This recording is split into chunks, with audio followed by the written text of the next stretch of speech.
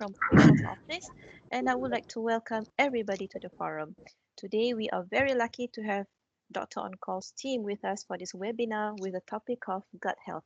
We'll share more about Dr. On Call later, but first and foremost, I'd like to highlight some simple joining instructions for each and every one of you, except for the presenters, of course. Yeah.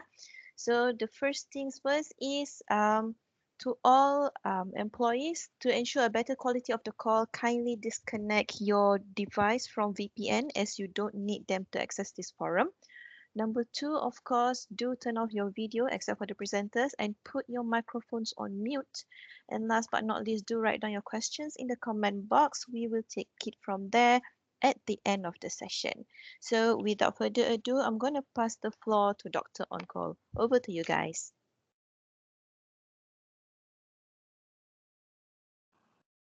All right. Thank you, Jofina. So, Dr. Raju, can you change to the next slide?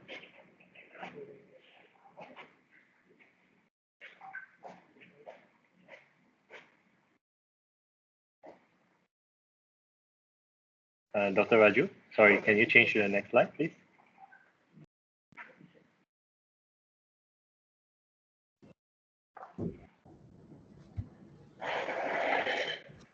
I guess, sorry, we just lost you for a minute.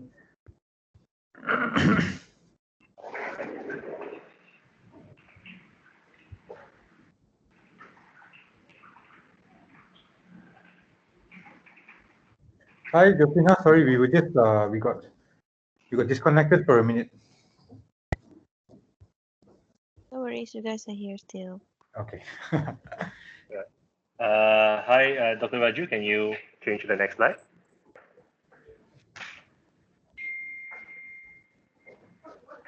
Right.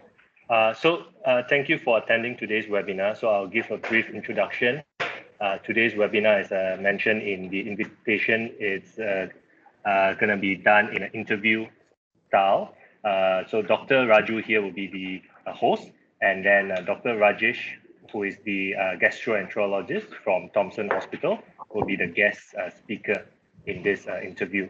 Okay, so for those who are interested after this after this webinar, if you are interested to visit or book an appointment to see Dr. Rajesh, please scan the QR code over here, right? Or you can take a screenshot now and then do the booking later. Okay, can you change to the next slide?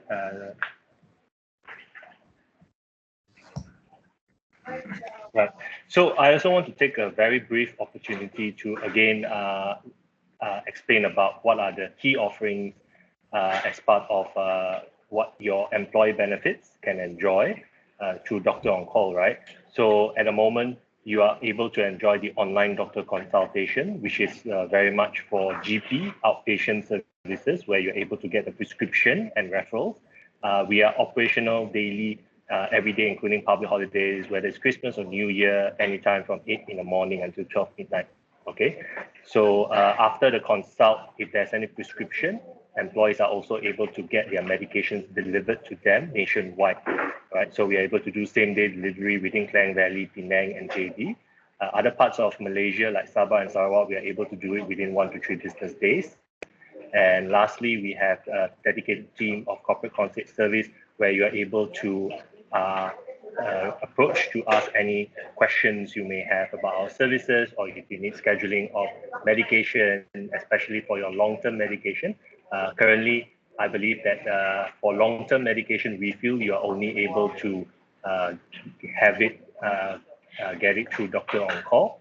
Okay, so for this, if you have any question in terms of how do you send your prescription over, or how do you get your medications, please reach out to us through our corporate concierge team, which you can reach out to us through our email, which is corporate@droncall.com.my, or the hotline, which will be shown at the end of the slides.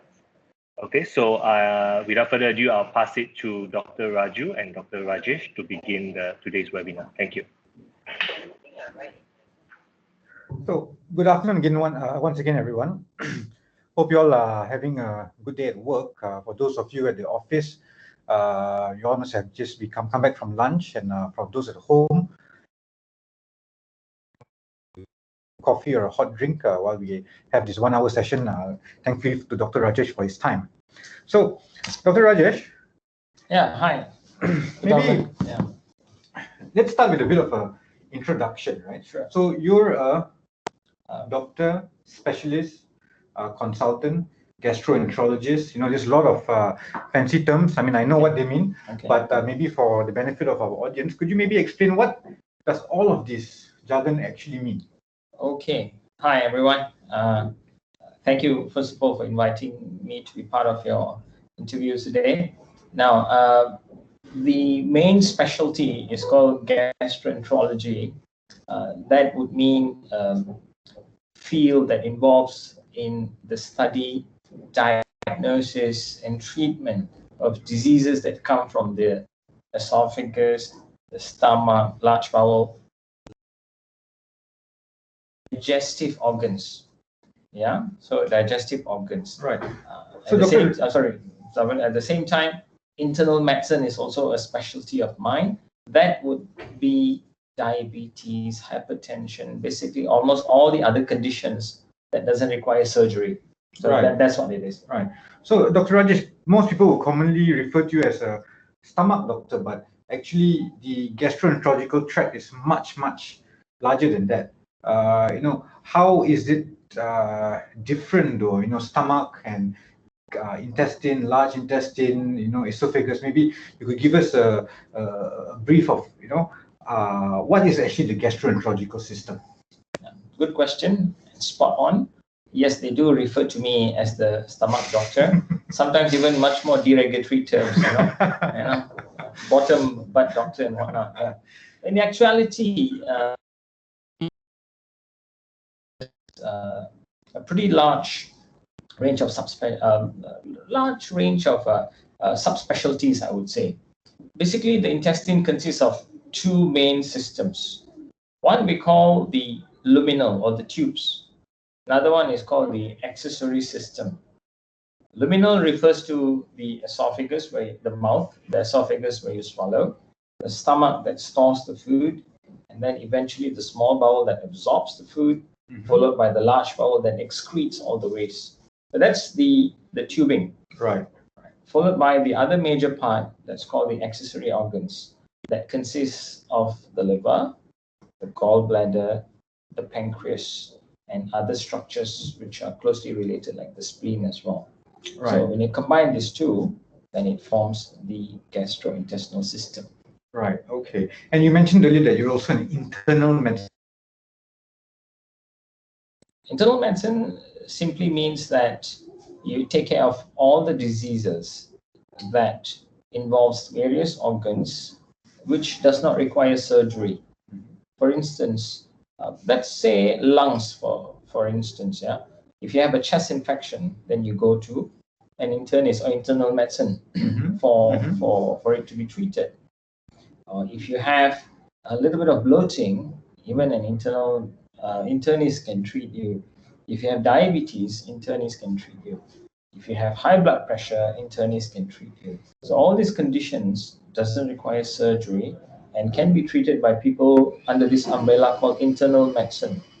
Then as you further subspecialize, then you become a cardiologist or gastroenterologist or even a nephrologist, where people from the internal medicine group feel that it's too much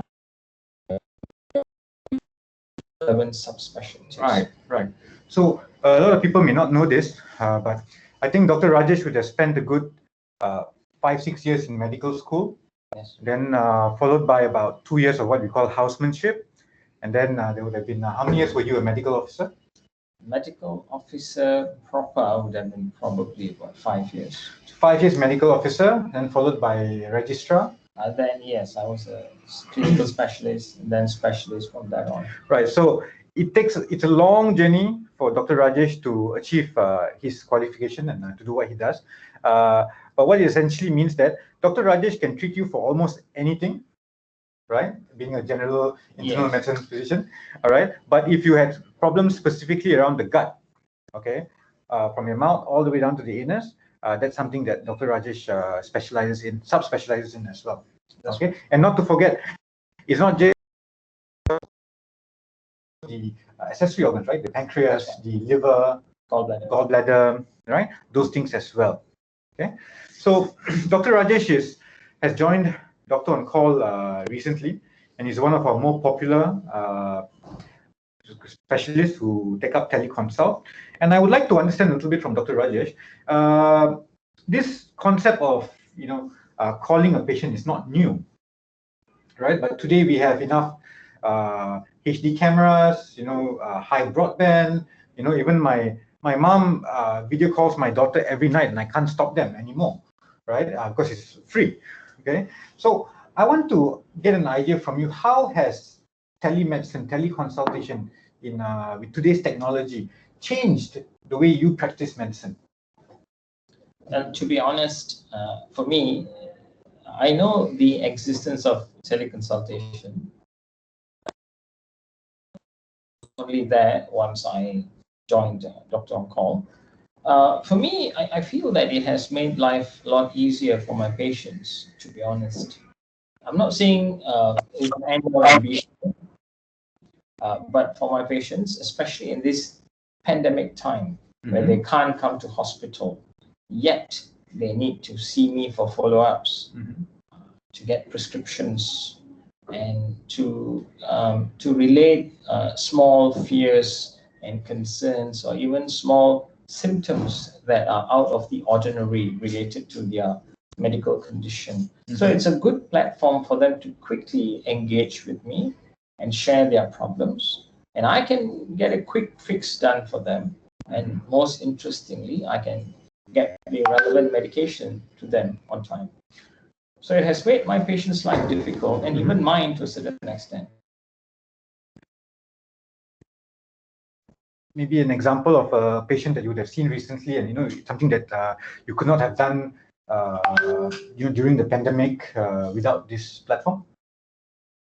Yes, I have a few, but to name one as such, she is working in Seremban, and that time was the CMCO was at its height, so she couldn't travel out of Seremban. So the only way forward was to have a quick teleconsult with me, right, and to see what we can do for her. And yeah, we got it sorted. We delivered the medication to her home. That's fantastic. Sounds very useful, especially in such a situation. But Dr. Rajesh, being a clinician myself, I know there's always been this question: is that how can you treat a patient without touching them? Okay, and there must be some limitations to this. Problem is not suitable to be done on teleconsult. All right. So as you rightfully pointed out, there are limitations to this kind of consultation. Ideally, the standard teaching in medical practice is to see the patient, to touch the patient, to have a rapport with the patient. So keeping that in mind, this portal probably is good for follow-up patients without question. Yeah, and you have to, of course, clearly spell it out to your patients that what your limitations are, and if they're happy with it, you carry on with your consultation. And at the end of the consultation, one will know what is the gravity of the problem. If you think it's something sinister, then you have to bring them in as soon as possible. If you think something not so sinister, you can even advise them to go to the nearby. If you think there's nothing major, just routine, then they don't have to see anybody. Yes. Yeah. Now, with that, if I may elaborate further, for new patients that we have never seen them before, we have to definitely pay a lot more attention in terms of the standard operating procedures that we put in place. You have to explain to them carefully that this is what it is, these are the limitations. And at the end of all consultation, I would definitely tell them to come and see me, whether sooner or later, depending on the urgency. Right. And Dr. Rajesh, I find a lot of people not really understanding what the subspecialties are meant to be. For example, between internal medicine itself, you have so many different specialties like hematologists, cardiologists, gastroenterologists.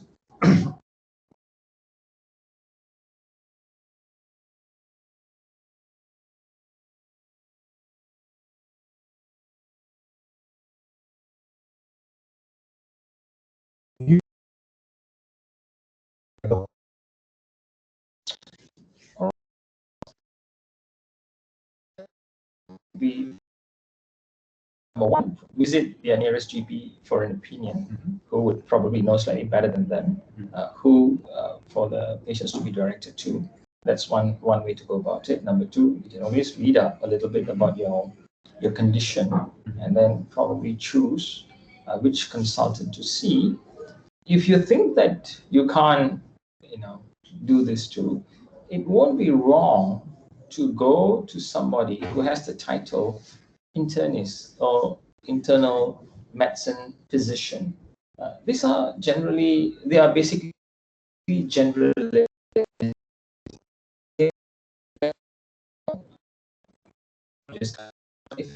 Everybody is. These general physicians have internal medicine knowledge. They can see you, they can get the initial diagnosis going, risk stratify you, and then send you to the right specialty. Right. So you're saying if you're unsure whether Dr. Rajesh is the right consultant for you, you go through a GP.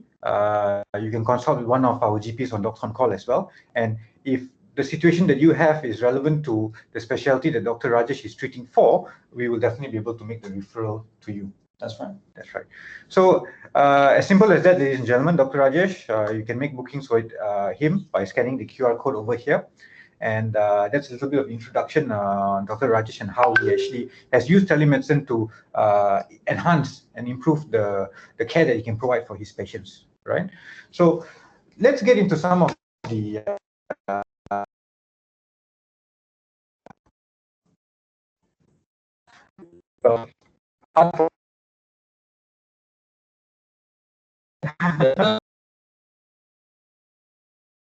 let's see. So 2021 has been an unprecedented year for all of us. Okay, and I think that apart from my home, I haven't really seen much else of the country, and I'm a very outdoors person. And it's definitely getting to me. It's not the normal kind of problems that I feel as I would when I had a normal working in say 2019.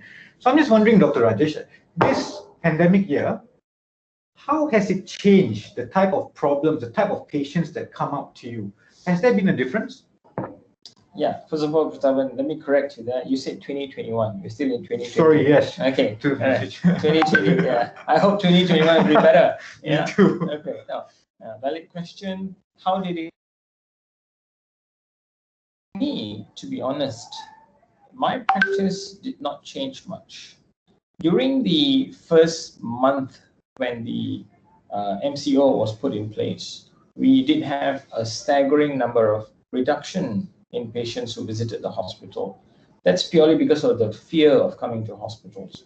And then when the second CMCO was introduced, there was a staggering number of reduction of patients coming to the hospitals. Also, I believe due to the fear of the unwanted. Now, but if I may share, my colleagues, their practice was very different. So again, in the field of gastroenterology, the landscape of patients who came to us, the type of diseases are similar, all right, but the numbers went down because people tend to wait much longer and until they're a bit more sick for them to come to the hospital. ENT, for instance, or even pediatrics, we noticed that the number of cases that they have reduced significantly. This is purely because of the masks that they're using, the schools which are closed, so there's no much of mingling of children with each other. So in this group of specialties, the patients, the kind of cases that they see is different. So are you saying that the rates of infectious diseases, especially airborne diseases, decrease, and those specialties that deal mainly with those are seeing a reduction in number of patients? In an anecdotal manner, yes. I don't have evidence to prove my claims, but by observation, by talking to them, by looking at the number of patients that they have, definitely. If you speak to any pediatrician now who runs a silo clinic, he if not 80%. Right, that is quite a significant impact. And it's good for the public. Infectious diseases have gone down, but looks like the number of patients have gone down with that too. So, ladies and gentlemen, just to let you know, infectious disease is anything that can spread from person to person, or even from animal to person, right? That's right. And COVID-19 is an example of an infectious disease. But not to forget, even before COVID-19, there's always pneumonias, tuberculosis, various types of other viruses that you could get, right? So infectious disease have been around for as long as mankind, right? These cleaning your hands, wearing the masks and all that really have helped generally to reduce those numbers. But of course, we do face a massive challenge with getting over COVID, as it is something new. Now, have you? Okay. No. Okay. I did not. Yeah, that's the answer to your question. Right. But maybe you can expand on that a bit further. If a patient were found to be COVID positive, what would they have to go through before being able to see you, or what would happen in the hospital for somebody who's suspected of COVID-19, or you have contact but also needs treatment? Right. Now, if you two things here. One, if you have symptoms suggestive of COVID but not proven to be COVID. Number two, if it's proven to be COVID positive. Now, scenario number one, if you think you have those symptoms, you can walk into any hospital that provides or has the standard SOP in place and provides the swab test. You can tell them at the triage counter that you have the symptoms, and you'll be isolated. You'll be sent to a particular place to get the swab done, wait for the results, either go home and come back, and then they will have their procedure in place. That is if you're not sure you have COVID, but yet you're symptomatic. Or even if you're not symptomatic, you want to do screening, that's a SOP they follow. But if it's confirmed you have COVID, then you should not be treated in any of the ungazetted hospitals. No private hospitals are gazetted to treat COVID positive patients in this country yet. Mm-hmm. So you have to go to the respected hospitals like Sungai Buloh Hospital, GHKL, and there are a few other hospitals that are designated COVID treatment centers. Right. So I suppose then, Dr. Rajesh, the hospital, the Thomson Hospital itself, has a very strict protocol in terms of how. In terms of how we are actually allowing these patients to come in, and there's a very strict protocol in terms of how you would be referring them out.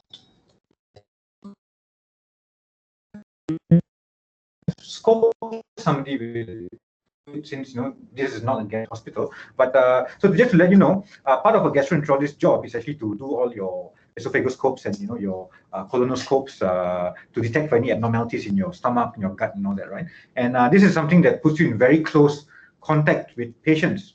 All right, literally, you are going through those the parts of the face that we are asking people to cover. So how would you deal with a situation like that? Now, as a rule of thumb, all the patients who come to Thomson Hospital for the endoscopic procedure or for admission have to get a COVID screening test done. What we do here is called the rapid test, sensitivity of 84 to 85% in picking up that particular bug. So we use that to ensure that there are COVID admissions or to do relevant procedures like gastroscopies, colonoscopies, ERCPs, EUS, whatever procedure it is. So that's how we safeguard ourselves, our patients, and our hospital. Right.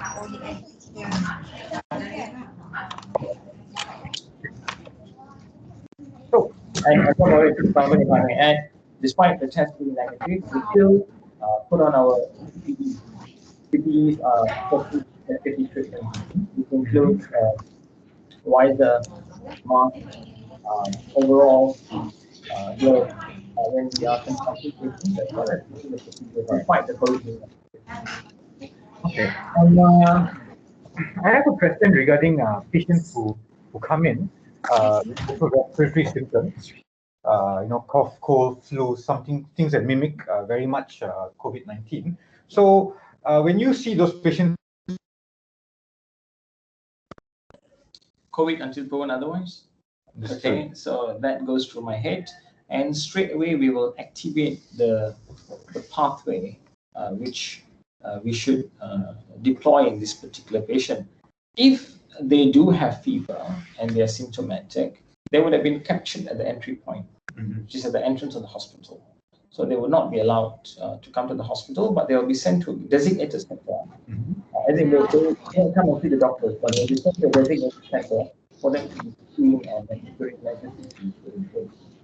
Right. So if they do, some of them are asymptomatic, as in they may not have fever, but they may have skipped the initial barrier. And when we find that they have symptoms suggestive of upper respiratory tract infection, I, to my best ability, would not see the particular patient in my room. I will send the patient to the emergency department. Swab can be done, and the necessary treatment to be instituted. Right. So very strict SOP, various levels of control, and of course a very, very high awareness of whether this could be or could not be, but it's COVID until proven otherwise. That's right. Okay, cool. Now, so COVID aside, what are the other common problems that you may have seen increasing over the last 2020, the whole year? Okay, this year, yeah. Well, if I may just stick to my specialty, right?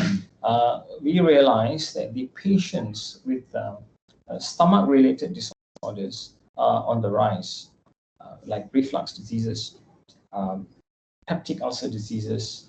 And then again, all these are anecdotal. This is my practice. In my place, I see the numbers increasing. Abuse patients, alcohol to be particular, right? So, in my field, these are the conditions that I see increasing over this period, and not forgetting irritable bowel syndrome. The number of these cases are increasing slowly in the past 9 to 10 months. So, which is quite interesting, considering that we've all been spending a lot more time at home than we ever have. All right, and these problems that you just mentioned, reflux disease, gastritis, they're all related to either poor eating habits, like you mentioned, some use of chemicals, and also stress. Am I right? Especially inflammatory bowel diseases, they have a very different way of presenting themselves, especially when it's not very straightforward, right? That's right. So, can you tell us about stress and how that actually affects our organs? There's this famous saying, "I have a gut feeling." So there must be something connected, something related here, right? Stress, the gut feeling, increased rates of gastritis, all these kind of things. So maybe your insight, Dr. Rajesh. Sure. Now, just now, if I may correct you a little bit, so probably you were referring to irritable bowel syndrome, not inflammatory bowel disease. Yeah? Yes, that's right. So with stress, you see that irritable bowel syndrome cases going up. Of course, inflammatory bowel disease does go, but that's not the reason behind the numbers going up. That's but right. IBS, yes, stress and numbers do go up. So, so your question just now was how do you? So why are they going up? Is it stress? This whole concept of I've got a gut feeling and stress. Right. I think they're related, but I think the best person to explain to you would be Dr. Rajesh. Okay. Now, gut feeling is a very colloquial term, and I strongly believe there's a scientific basis for that. Because if you really analyze the gastrointestinal system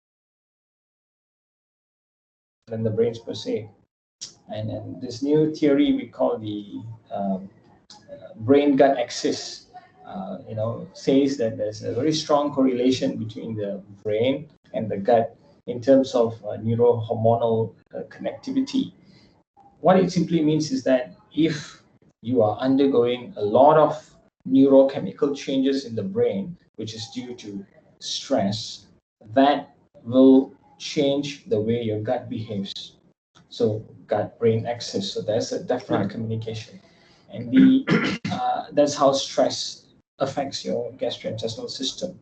It's evidence-based that stress worsens irritable bowel symptoms, worsens the symptoms in terms of what we call indigestion. You do get more bloating, more pain. Stress also is known to increase acidity.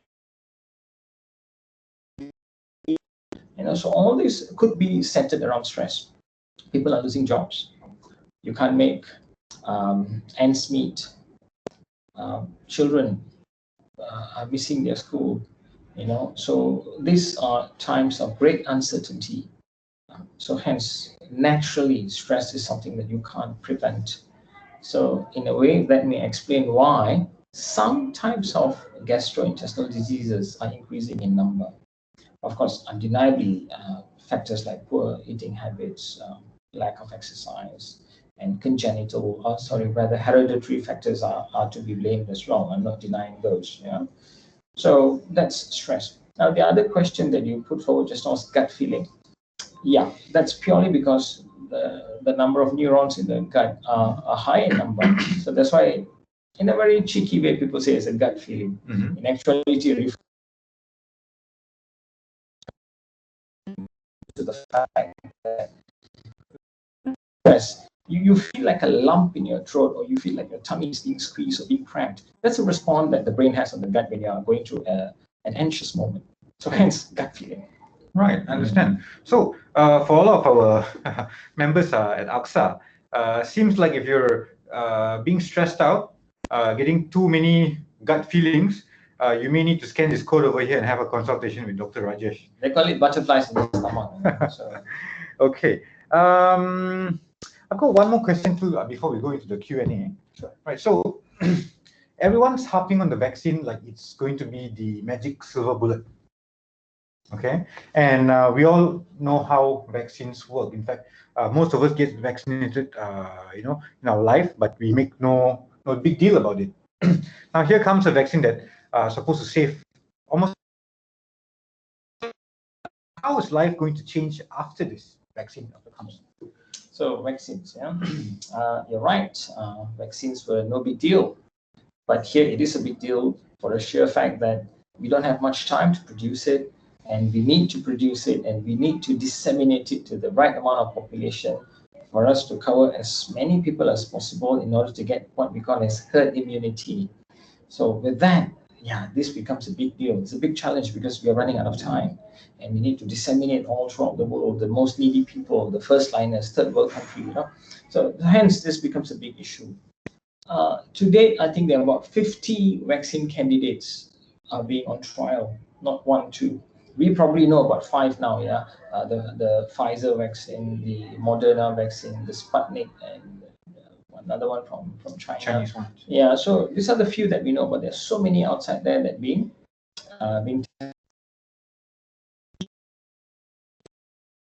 knows for a fact what's the long-term effect going to be, because it's never been out there for long. Nobody's sure how many people you actually need to vaccinate in order to get a herd immunity. We have rough weight numbers, but none of them is evidence-based. But is it going to help? Yes, there's some studies done by Moderna and Pfizer that shows that a good 90 to 95% of subjects who were vaccinated were protected from COVID-19. Mm-hmm. So that looks promising. Right. So studies are there, but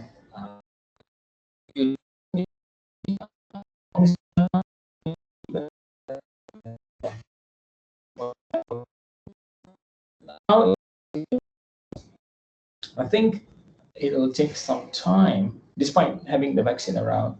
It's going to take some time before we go back to our normal lives, for the reasons which are able to disseminate to all parts of the world. Can we do that? For Pfizer vaccine, we need a good cold chain. Can we afford that? So all this has to be factored in. That's right. So although vaccines are there, we can't take things for granted. It may take some time before we go back to normalcy. I'm not even sure within the next 1 to 2 years whether we'll go back to normal life or not. But of course, things will be better as long as we protect the vulnerable group. I think we will be able to see less hospitalization, less death, and probably to a certain extent of normalcy. And vaccinating entire population, entire countries, that itself can take time. Of course, provided supplies. How long do you think before we actually do reach that level of herd immunity required? If all the factors like the supply chain of the vaccine, the cold chain, I was thinking vaccinate up to a herd immunity level of about 70-80% for Malaysia. I'm not sure. It's a difficult question. So it's going to be some time. It will take some time. Yeah. costs involved, infrastructure, and response. So it's going to take some time. I won't be able to tell you how many years exactly. Yeah, well, if your question is to say that whether teleconsult is going to be here for good, I think so, if that's where you're getting it.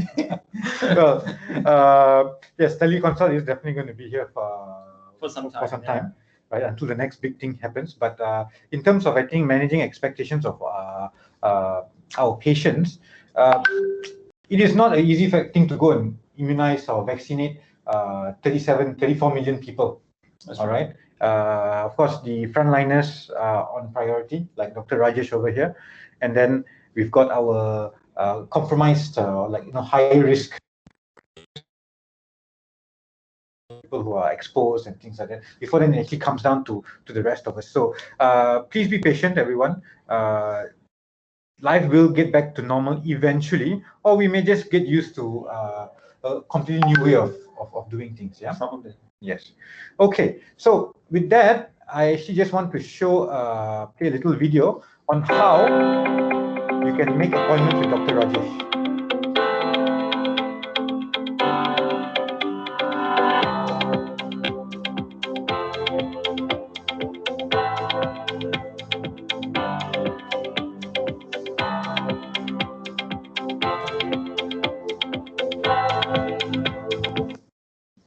Sorry, I'm having trouble playing the video. Not getting it over there.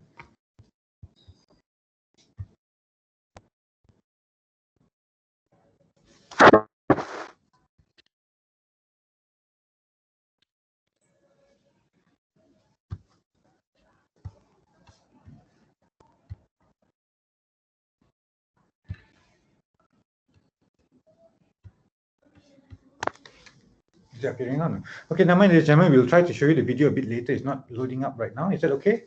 It is, yeah?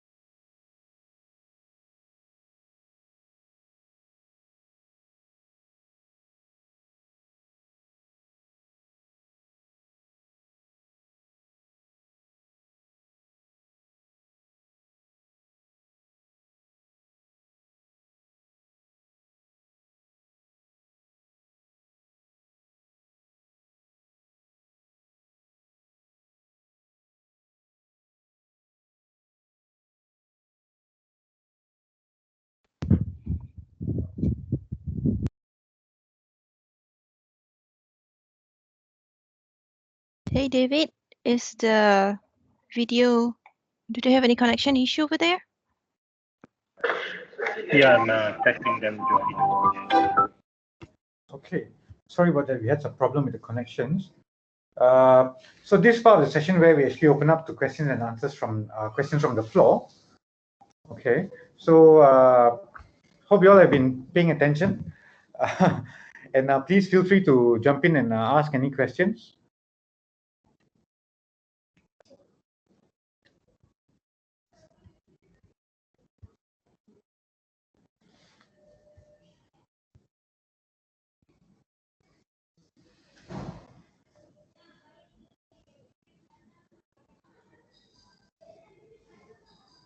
Yeah, guys, if you have any questions, let me see in the comment box. I do not have any questions so far.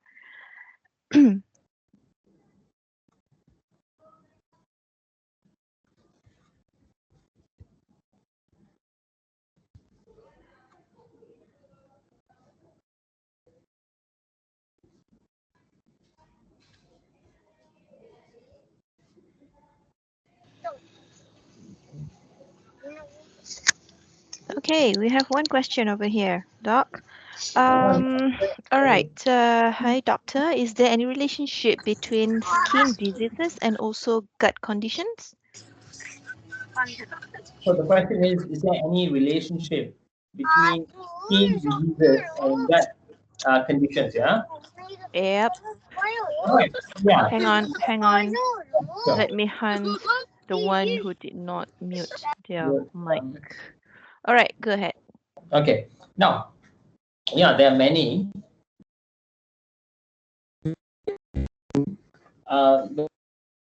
There's a condition called celiac disease, which is not so common in this part of the world. You can have some skin rash or skin-related eruptions with malabsorption. Probably a bit more common will be inflammatory bowel disease. You can have some skin-related rash with intestinal ulcers and diarrhea. So these are some conditions that may have a connection. Or some patients may simply be allergic to a lot of food products. At the same time, they may have some eczema on the skin. That may not be very interconnected, two separate diseases that happen in the same people, but it's quite commonly associated. So yeah, these are some examples. Okay, I hope that helped answer your question, Mr. Henry. Well, so yes, the answer is yes, yeah. Okay, we have another one. Can chronic gastritis be completely treated? And any tips? Okay, now chronic, to begin with, when you say chronic gastritis, that's what we call as a histopathological diagnosis. That means somebody must do a scope and then take samples from the tummy, send to the lab and say, okay, look, you have chronic gastritis. It's not you feel you have tummy pain, you assume it's chronic gastritis. So that shouldn't be the way. All right, so first of all, are you sure it's chronic gastritis? So assuming you know for a fact that a scope has been done, biopsy has been taken, diagnosis is established that it's chronic gastritis, then we have to look at the reason why you have chronic gastritis. If your chronic gastritis is due to a bacteria called Helicobacter pylori infection, yes, it can be treated. If it's due to some medication like aspirin or non-steroidal, yes, it can be treated. If it's due to some habits that you have like smoking, yes, it can be treated by stopping smoking. And yes, it can be treated. So, Dr. Rajesh, just to dive in a little bit deeper, you're saying that when the gastritis becomes a chronic problem, there are actually changes within the structure of the cells that are in the stomach, hence why you actually need to take a sample and look at it under a microscope to see if there have been any chronic changes. Is that right? That's right. Okay, so that means the other causes of gastritis can be, of course, chemicals like alcohol or some acids and other outside of poisons. Bacteria, like you mentioned, Helicobacter pylori. What else? All right. So what can cause gastritis? That's right. Yeah. So basically, what we say is when there is an imbalance between the heroes and the villains. To put it very simplistically, who are the heroes of the stomach? The good blood supply, that's a hero. A good layer of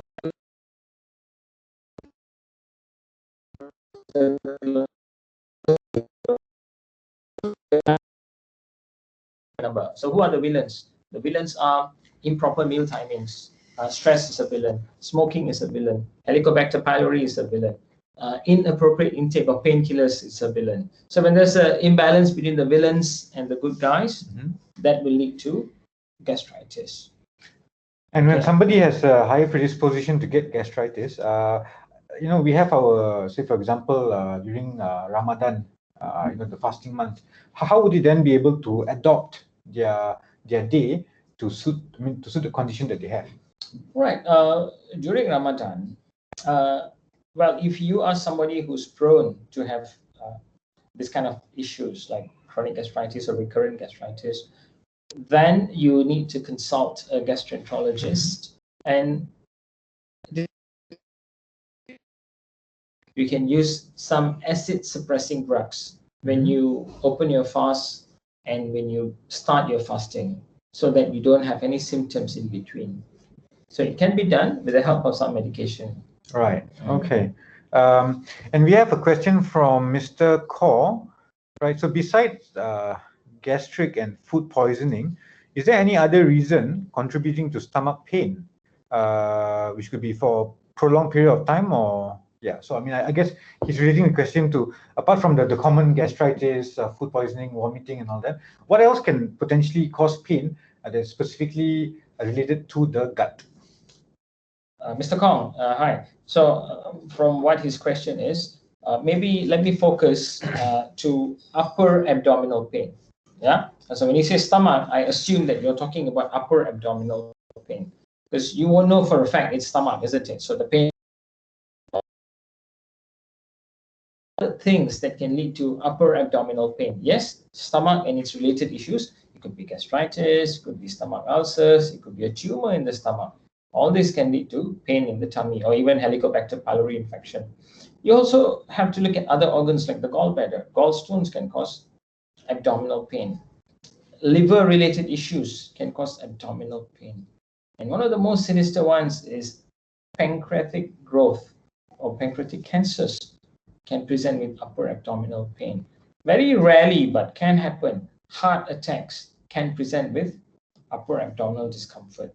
So there are many reasons why you can have upper abdominal pain. So it may not necessarily be the stomach. Stomach is just one of the organs. So if you have persistent upper abdominal pain, you need to seek help. And related to pain, Dr. Rajesh, the gut, it tends to present pain in a very different way. For example, an ulceration, very sharp, localized, epigastric, but in terms of, like, say, if you were chronically constipated, it's a very different type of sensation. All right, and it's not really you can't really describe it as pain sometimes. Okay, but how does that happen? How does this work? Meaning to say, how does there's some pain that feels like it's just stabbing, and there's some pain that feels like I'm so bloated and uncomfortable. Sure. It's a kind of pain, but it's very different from other parts of the body where you have like pinch, scratch and things like that. Yes. So there are two ways we can explain this. Why there are different types of pain. Yeah. So number one, pain will be decided upon the organ by which it comes from. Number one. Number two, type of injury that you have. If you have an inflammation, it will be different kind of pain. Right. If you have a perforation, the organ tearing apart, it will be different kind of pain. If you have a stone blocking somewhere, you'll have a different kind of pain. So it depends on the organ where it's coming from, the kind of pathology or the kind of disease that is happening. When you combine, then it comes with different types of pain modality. And some of the pain may not be so severe, but if they were to prolong, definitely that's a red alert to come and see you. Yeah. Agreed. Right. For a fact. Okay. So do not take it for granted, ladies and gentlemen, that the pain is not so severe; it's just mild. But if it's continuing for a significant period of time, I think that's something to your body trying to tell you that there is a problem. Let's go and get it checked with Dr. Rajesh. Okay. So I have time for one last question here. Okay. The question is prebiotics and probiotics. Okay. Right. So maybe we can cover what is the difference between prebiotics and probiotics. Which one should we take if we have occasional stomach pains, especially after food intake? Okay. Now, probiotics is a live bacteria or yeast. They are live organisms.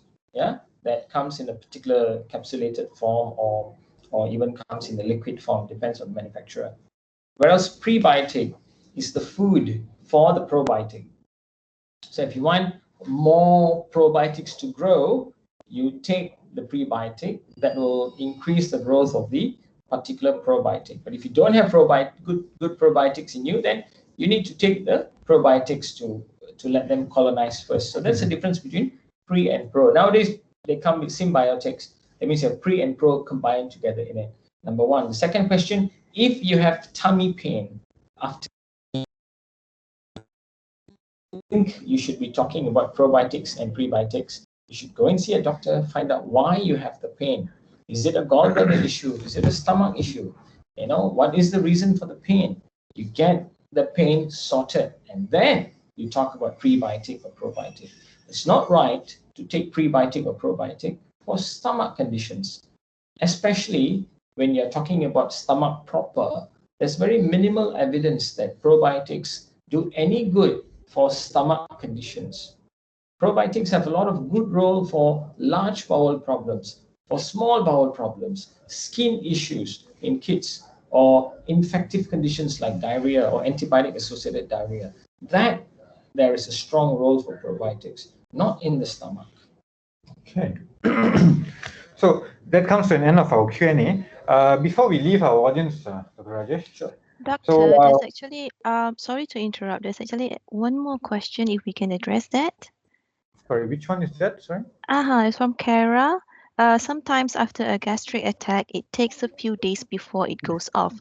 The pain comes on and off for a few days, even though on medications. Heartburn and bloating stomach. Any advice, non-medicine, on how to speed up to make it go off faster?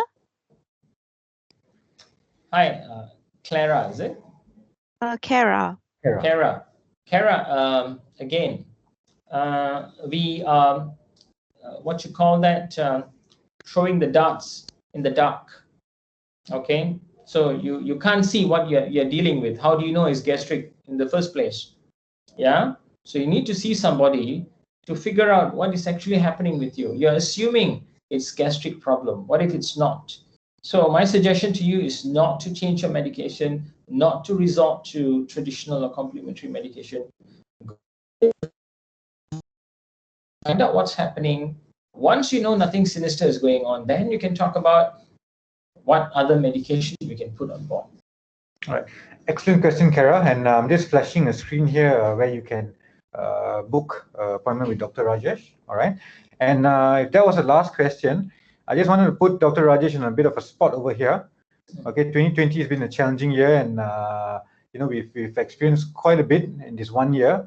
So what are your top 5 healthcare tips to stay healthy at work for 2021?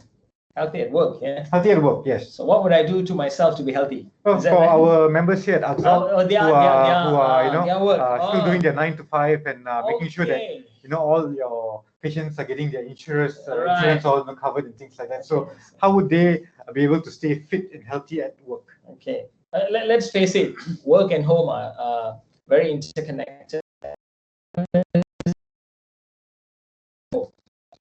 So points will be work, the others will be at work. I think you have to have a happy, jovial time at work. If every day when you go to work, you are having a somber mood and you're not happy, that's not going to help you in your psyche. So you have to be happy. If you're not happy, you got to look at the source of it and sort it out. So first, you have to feel happy at work. Number 2, you have to be, that's socially I'm talking about. Number 2, you have to be well remunerated. You have to be paid well, you know, for you to feel gratification for what you have done. So people, whoever who are employing you, or you know, they should pay you well. Okay, so first you got to enjoy your job and your colleagues. Number 2, you have to be well remunerated. Number 3, learn some simple tips and tricks that you can you know, use in your office, or even at home. You're doing you know, work from home. You can stretch yourself, do some quick push-ups, quick you know, calf muscle exercises. You know, or run upstairs, downstairs in your home if you feel a bit bored. You know, so these are some small things you can put in place. Meaning to say, small amount of circuit breakers when you are doing long hours of work. So this is all at work. At home, well, try to be you know, happy with your wife, your siblings, your kids, whoever who's there. You know, life is short. People that you know today may not be with you tomorrow. So appreciate everything that's good that comes in life. Finally, what we call as therapeutic lifestyle changes, which includes healthy living, such as not smoking, taking alcohol to the bare minimum or to a moderate level, exercise 3 times a week, keep life going. Yeah, I think this would be some of the things that you can. That's awesome. So if I were to summarize, it's love what you do, okay? Get rewarded. That's right. Right. Very important. Stay active, okay? love your family. That's right. And love yourself. True. Okay, so on that note, ladies and gentlemen, thank you very much. Okay, we really appreciate the time that you've spent with us, me and Dr. Rajesh here this afternoon. We hope that he's addressed at least some of the concerns that you've had, and now you probably better understand how doctor on call, not just from a pharmacy or looking for information level. We have the GP network that can refer you to Dr. Rajesh. A team that can actually address your concerns and direct you to the right place. And if you ever need any consultation or advice around gastroenterology or anything internal medicine related, or I think Dr. Rajesh is but I'm sure, just now you heard his story about how long he's actually been in school. So yes, please go ahead and do get in touch. We are definitely there for you anytime for healthcare treatment. All right. So big thank you to AXA and Doctor on Call for putting this together, and hope to see you on the next one. Okay. Thank you, everyone. Have a good day. Bye. All right. Thank you, doctors. Thank you also to Dr. On Call team. And thank you, everybody, for joining us today. Stay safe and take care. Yeah. Bye. Bye. Okay. Thanks for guys, we need to clear up and clean up the banner. Dr. Rajesh as a patient.